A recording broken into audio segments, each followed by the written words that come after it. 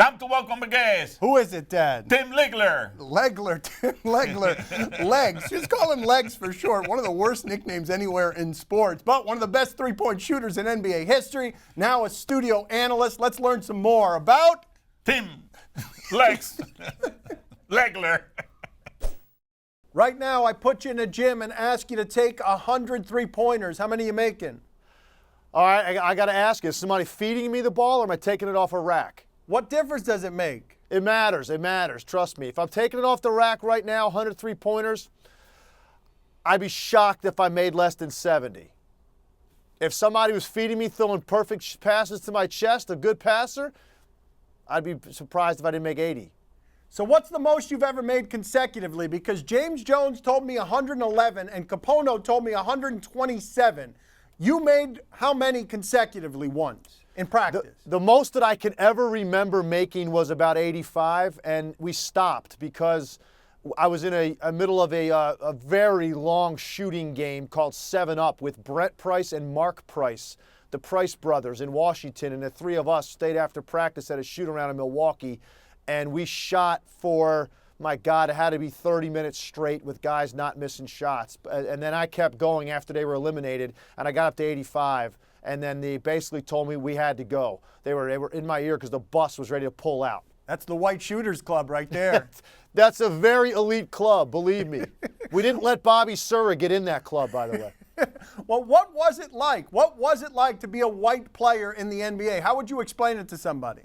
Well, I think it's an incredibly difficult thing to pull off. I think you got a better chance of probably getting a seat on a space shuttle at some point in your lifetime because it's just tough, particularly to be a white guard. I remember one year in the NBA, opening day, I was on an NBA roster feeling pretty proud of myself because I had gone to the CBA, I had gone to Europe, and now I had finally made it to the league. I was making a name for myself. And I remember going through the opening day rosters in the newspaper. They listed them in USA Today. And I started counting the number of white guards in the NBA that season at the start of the year. And I don't remember the exact number, but it was definitely less than 15. And you start to think about 15 guards, white guys, that made it to the league out of all the guys on earth that were trying to become NBA players, and it really puts it into perspective how difficult a thing it is. And it's a great accomplishment, and I think once you get there, the guys in that locker room, the African-American players, man, they really give you so much respect of what you had to go through and how much more difficult it was for you to make it to that level, because the fact of the matter is, statistically, it's a very difficult thing to pull off. What's the closest you ever came to giving up? Closest I ever came to giving up had to be in the CBA, about 2 years out of college, and I applied to Villanova Law School from Omaha, Nebraska. I'm filling out the paperwork online to go to Villanova Law School because I was getting a lot of heat from people. My family kind of was making me feel like I was wasting my time. I was riding on bus rides, playing 3 games in 3 nights, making $400 a week, and I really didn't know if this was going anywhere. I didn't even know if I was even paying attention to what I was doing in the CBA. But I think those long winters in Omaha is when you really question, how much longer can I do this, even though I love the game as much as I did. In 20 years covering sports, Steve Kerr is the only guy who has admitted to me, my first couple of years in the league, I didn't want the ball at the end of the game. Did you ever feel that? I certainly, if you feel that early on, I will never forget, and it wasn't the NBA, my very first professional game I ever played in was a CBA game in Rochester, Minnesota, and I'm on the court at the end of the game. We're down by 3. They, of course, draw up a play for me, and I hadn't played a lot in the game to that point. I come off a screen, I catch the ball, I'm wide open, and I pump fake, and I take a dribble toward the basket, and I shoot a nice 19-footer as the buzzer sounds to lose by 1.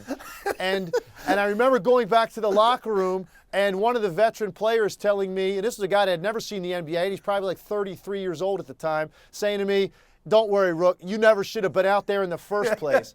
Terror swept over you and you forgot that you were supposed to take the 3 in that spot, or what happened? I absolutely panicked. I think I had taken 1 shot in the game to that point. I probably played 6 minutes. So I thought, one nice little dribble, give me a little pull-up jumper here, and I'll never forget it. The horn literally went off as the ball was going through the net, and we lost by 1, and there was a collective groan in the crowd, and then I had to walk to the locker room. It was a pretty bad moment.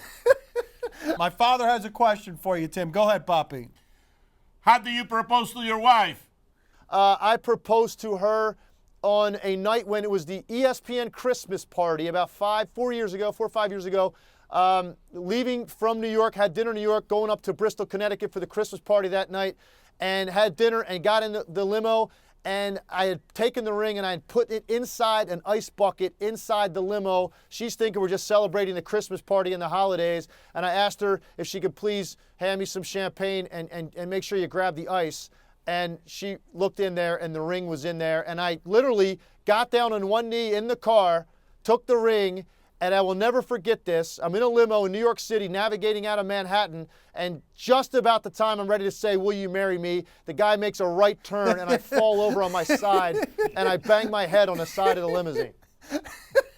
So it didn't turn out to be that smooth, but she married me anyway. We've had, we just had our 4th year anniversary in October.